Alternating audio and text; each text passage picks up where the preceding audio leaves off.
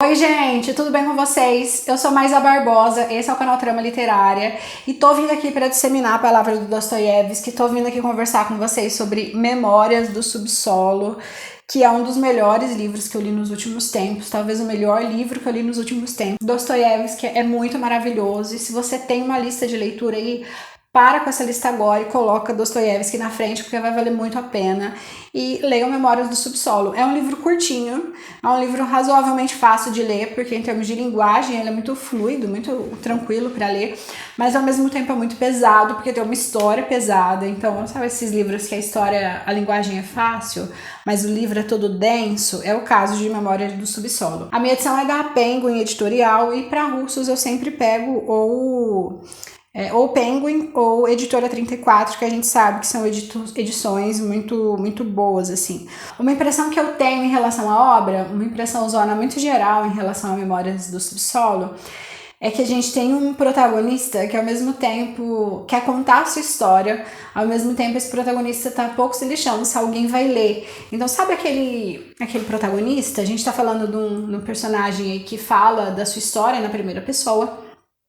Então dá a impressão que ao mesmo tempo que ele quer contar muito sua história, ele também não faz questão nenhuma que ninguém lê sua história. Aqui no Brasil, a gente tem isso parecido com Machado de Assis, que usa esse estilo e usa essa técnica em alguns dos seus livros, dessa ideia de conversar com o leitor e ter uma relação com o leitor mesmo, ter um diálogo com o leitor. A gente tem várias interlocuções ali em relação ao leitor. Então essa impressão assim de que ele está conversando ali, de que ele fala, de que o personagem e o leitor têm uma relação, ao mesmo tempo que ele não está nem aí se alguém vai ler a história, ou ao mesmo tempo que ele está tentando ali estabelecer uma espécie de um processo argumentativo com esse leitor. É algo bem presente aqui em Memórias do Subsolo, que também, para quem está acostumado a ler Machado de Assis, também vai perceber isso no escritor. Então bora falar sobre Memórias do Subsolo. E esse protagonista, ele já começa de uma maneira muito engraçada ali. Eu vou precisar ler alguns trechos aqui do começo, mas ele começa dizendo ali: o livro é dividido em duas partes. Primeiro, Memórias do Subsolo, e a segunda parte que muda drasticamente o tom da conversa, o estilo da narrativa, que é A Propósito da Neve Molhada. Então o livro se divide nessas duas partes, Memórias do Subsolo e A Propósito da Neve Molhada. No primeiro a gente tem um estilo de escrita, um objetivo de escrita. No segundo a gente tem uma alteração bastante significativa, inclusive no começo a gente vai ficando perdido, assim, dá a impressão que a gente está em outro livro, mas que na verdade é uma virada aí muito proposital para conduzir o leitor aí para um outro lugar. E esse personagem começa assim, ó: sou um homem doente, sou um homem raivoso, sou um homem sem graça nenhuma. Acho que sofro do fígado. Na verdade, não tenho a menor ideia da minha doença, nem sei direito o que dói. Não me trato e nunca me tratei, apesar de respeitar a medicina e os médicos. A gente vai lidar várias vezes com isso aqui no livro, que é essa questão da dúvida. Então a gente tem um personagem extremamente cético, que duvida de tudo, ao mesmo tempo que ele acredita em tudo. Então é muito conflitante a gente perceber essa personagem que tá ali, que é um cara inteligente, que é um cara com bastante inteligência. Em algum momento esse cara vai ser extremamente supersticioso, e ele fala sobre essas superstições, e isso tem a ver com o fato de que ele é um cara extremamente cético, assim. Ele não pode acreditar totalmente nos médicos, ao mesmo tempo que ele não duvida nos médicos, mas ao mesmo tempo que ele tem suas crenças, e essas crenças têm um valor para ele ali. Não me trato e nunca me tratei, apesar de respeitar a medicina e os médicos. Além do mais, sou supersticioso ao extremo. Bem, pelo menos o bastante para respeitar a medicina. Sou instruído o suficiente para não ser supersticioso, e mesmo assim sou supersticioso. Não, meus senhores, eu não quero me curar da raiva. Isso aqui é maravilhoso, justamente porque ele está se descrevendo como alguém raivoso, como alguém ridículo, como alguém meio patético, assim, doente, que não sabe qual que é a razão da doença. Ele não sabe se ele vai curar essa doença por que caminho, ou pela medicina, ou pelo caminho, pela sua perspectiva supersticiosa, mas ele finaliza: eu simplesmente não quero me curar da raiva. Essa raiva que me sustenta, é com essa raiva que eu vou me manter aí durante muito tempo. O protagonista é um funcionário público, e ele vai dizer num primeiro momento que ele é um funcionário público meio preguiçoso, meio cruel, E aí, nesse processo de dialogar com o leitor, ele inventou toda uma história ali, de que é um funcionário preguiçoso, é um funcionário meio cruel. E quando logo lá na frente ele vai dizer o seguinte: eu menti quando disse que era um funcionário cruel. Eu menti de raiva. Eu apenas ficava na brincadeira com as pessoas comuns e também com o oficial, mas no fundo nunca consegui me tornar maldoso. A todo momento eu percebi em mim mesmo uma porção de elementos completamente contrários a isso. Eu sentia que eles fervilhavam dentro de mim, aqueles elementos contrários. Então a gente vai ter esse personagem que em vários momentos ele está imerso sobre dúvidas, né? Então ele está em dúvida se ele é bom ou mal, ele está em dúvida se ele é uma pessoa raivosa ou não, ele está em dúvida se ele era cruel ou não. Então a gente vai ter vários momentos dessa dúvida que tem justamente a ver com esse desejo de construção por parte do Dostoiévski de um personagem extremamente cético. Esse personagem extremamente cético, ele não pode acreditar nem em si próprio, ter certeza, aliás, nem sobre si próprio, definir com segurança as suas extremidades, definir com segurança as suas limitações, justamente porque se ele faz isso, ele deixa de ter o ceticismo aí como elemento norteador da sua estrutura e da sua personalidade. Quando a gente pensa então sobre essa questão do ceticismo presente na obra do Dostoiévski, não só em Memórias do Subsolo, a gente pensa numa obra escrita publicada em 1864, com vários sentidos que ressoam e que têm significado quando a gente lê agora, num contexto completamente diferente do qual Dostoiévski escreveu o Diário de um Subsolo, num contexto histórico, geográfico, político, completamente diferente. Então, quando a gente pensa em por que essa obra faz sentido, ou por que ele escreveu essa obra dessa forma, e a gente volta para tentar compreender o Dostoiévski, isso vem justamente desse desejo dele de ter personagens extremamente céticos, e isso tem a ver com uma crença aí de que uma pessoa completamente satisfeita é uma pessoa que perde o seu valor moral. Então a gente vai ter relação com essa ideia aí. Uma pessoa extremamente confortável com as suas certezas, uma pessoa confortável com as suas crenças é uma pessoa que perde o seu valor moral. Justamente por isso a gente precisa de um personagem extremamente cético.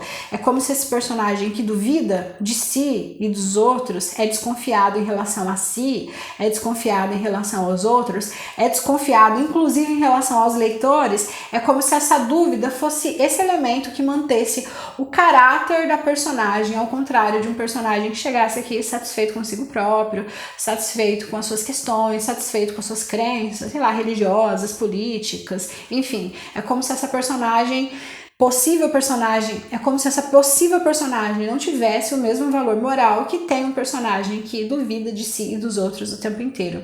A gente tem um personagem que duvida inclusive da condição da sua própria existência, justamente porque ele tem 40 anos, o protagonista aqui tem 40 anos, e ele fala em determinado momento: para que uma pessoa vive mais do que 40 anos? Uma pessoa que vive mais do que 40 anos é uma pessoa, sei lá, uma pessoa sem valor, é uma pessoa sem moral, é uma pessoa sem caráter. Ao mesmo tempo que essa não é uma ideia consolidada, justamente porque em outros momentos ele vai falar assim: olha, eu tenho 40 anos, passei 40 anos no subsolo, ou seja, passei 40 anos sem dizer o que eu queria, sem dizer o que eu pensava, sem dizer sobre a minha vida, e agora chegou o momento que eu saí do subsolo, tô aqui na superfície, e agora que eu tô na superfície, vocês vão ter que me ouvir, independente se vocês gostem ou não, independente se o que eu tenho para dizer é saudável ou não, independente se eu vou ficar aqui ao longo dessas páginas reclamando o tempo inteiro sobre mim, sobre os outros, sobre o mundo, independente de qualquer coisa, agora que eu emergi, agora que eu cheguei aqui na superfície, é isso que eu vou fazer, eu vou falar. Em vários momentos ele vai dizer sobre isso, sobre esse seu desejo profundo de se comunicar, de comunicar assim ao mundo. Então ele vai falar muito sobre isso, justamente para resgatar aí esse seu grande desejo de contar a sua história, ao mesmo tempo que ele não vê valor na sua história, ao mesmo tempo que ele não confia nas pessoas para qual ele está contando a sua história. Então não tem como esse livro ter defeito, né, gente? Quando ele começa o segundo capítulo, ele vai dialogar diretamente com o leitor, e a gente vai perceber essa relação conflitante aqui que ele vai ter com os leitores, e é o seguinte: ele vai dizer: agora estou com vontade de contar aos senhores, queiram ouvir seguir ou não, porque não consegui me tornar nem mesmo um inseto. Vou contar com toda a pompa que muitas vezes eu quis me tornar um inseto, mas nem disso eu fui digno. Juro aos senhores que ter consciência demais é uma doença de verdade. Perfeita. E aqui a gente vai ter uma ideia que talvez seja uma ideia das centrais que articula o livro, uma das ideias centrais que dão sustentação para o livro, que é justamente essa ideia do que a gente tem dois grupos de sujeitos ali. Um grupo de pessoas que pensam, um grupo de pessoas razoavelmente inteligentes, um grupo de pessoas que pensam o mundo e que pensam assim. Então a gente tem esse grupo de pessoa que a gente vai chamar aqui de pessoa com consciência, e a gente vai ter um outro grupo de pessoa que é o grupo das pessoas que pensa um pouco sobre si, pensa um pouco sobre o mundo, questiona um pouco, tem pouca reflexão, e é o que a gente vai chamar de pessoa sem consciência. Então essa pessoa com consciência e essa pessoa sem consciência coabitam o mundo, aí elas são juntas. E aí o que o personagem vai levar a gente a interrogar é: quem que tem mais valor? Porque essa personagem aqui, ou esse sujeito, essa pessoa, porque essa pessoa aqui, sem consciência de si e do mundo e das condições nas quais essa pessoa está imersa, é uma pessoa que sofre menos de qualquer maneira, ou que tem menos problemas, justamente porque ela só vai vivendo a vida como ela tem que viver. Enquanto que essa pessoa com consciência, ela se considera muito superior em relação a outra pessoa, mas na verdade tem pouca coisa que diferencia ela, porque a única coisa que diferencia essa pessoa é que ela vai ter noção em relação aos fatos, em relação aos problemas do mundo, problemas políticos, problemas econômicos, problemas estruturais, enfim. Todos esses problemas são percebidos por essa pessoa com consciência, mas a gente pergunta: adianta para quê dessa pessoa? E aí essa obra ela vai ter muito a ver com outro tipo de literatura comum à época, a literatura russa, que é o que a gente vai chamar aí de literatura que vão ter homens de ação. Homens de ação é justamente esses sujeitos que fazem, que acontecem, que esse sujeito aqui com consciência não necessariamente é esse homem de ação, é esse homem, na verdade, que ele pode ter toda a consciência do mundo, ele pode ter toda a percepção do mundo, toda essa noção das estruturas, mas ao mesmo tempo ele tá preso, porque teoricamente ele não consegue alterar nada, ele não consegue alterar muita coisa justamente porque ele só tem consciência, ele não tem um poder aí de ação, de agir, de transformação, como talvez ele desejaria. Tem uma frase, tem um trecho aqui que ele vai resumir bem isso, que ele vai dizer o seguinte: estou a tal ponto convencido dessa suspeita, digamos assim, que se, por exemplo, pegarmos a antítese do homem normal, ou seja, o homem de consciência amplificada, que não brotou no seio da natureza, é claro, mas sim de uma proveta, então esse homem de proveta às vezes se dá por vencido a tal ponto em face da sua antítese, que ele mesmo, de boa fé, em toda a sua consciência amplificada, considera-se um camundongo em vez de um homem, pois que seja um camundongo de consciência amplificada, mas ainda assim é um camundongo, porém no caso é um homem e por conseguinte, etc, etc, etc. Então ele vai dizer o seguinte: quando o homem, o sujeito de consciência amplificada, tem noção mesmo, quando ele consegue de fato pensar sobre si, ele vai ter noção que de fato ele não é nada, ele é um camundongo. Então o que ele prefere? Ser um camundongo, que é esse sujeito de consciência amplificada, ou ser o homem? E aí ele vai questionar isso, essa antítese que nunca se resolve, justamente porque vai levar esse sujeito por uma dúvida contínua aí. O que é melhor? Não ter consciência, mas ter consciência, mas ao mesmo tempo, quando você tem consciência, você perceber que essa consciência não te leva para absolutamente lugar nenhum. Às vezes te leva a sofrer mais do que uma pessoa que está sem essa percepção e está sem o que ele vai chamar aqui de consciência amplificada. Ao mesmo tempo que o livro parece sem resposta, porque a personagem não vai chegando a um lugar com uma resposta exata, a ideia é tacar o leitor em diversas dúvidas e colocar o leitor para dentro dessas dúvidas aí, e talvez fazer o leitor ficar sofrendo também com essas dúvidas que permeiam a existência da personagem.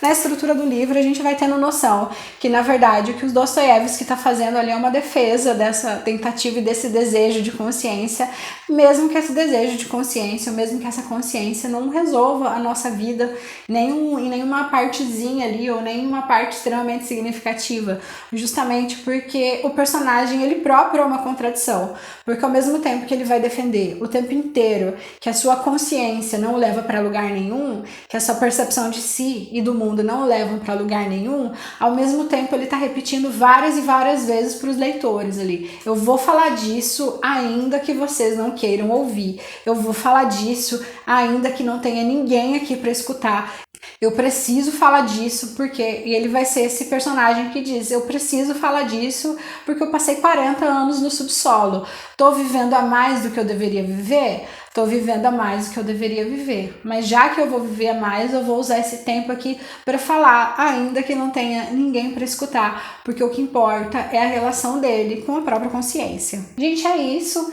Indiquem aqui outros livros de literatura russa que vocês gostem, ou eu também gosto muito de livros que tenham personagens que conversam com os leitores. Se vocês tiverem, pode deixar a indicação aqui que a gente vai conversando. Foi essa a nossa discussão sobre Memórias do Subsolo. Espero que vocês tenham gostado. Até mais!